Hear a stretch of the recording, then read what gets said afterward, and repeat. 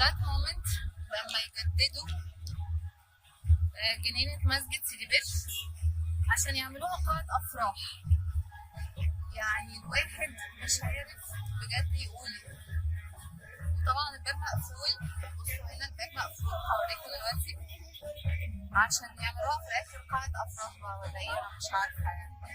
بجد بجد بجد مهزلة. لما كانت تبقى جنينة مفتوحة لعامة الشعب في الآخر يقفلوها عشان يعملوا منها سبوبة. يعني no comment، حقيقي no comment. يعني زي ما انتم شايفين بصوا الباب مقفول وهي مجموعة معينة اللي تحت دي جي بقى وبتاع. مهزلة. كل حاجة كانت بتاعة العامة اتقفلت ودلوقتي بقت بفلوس.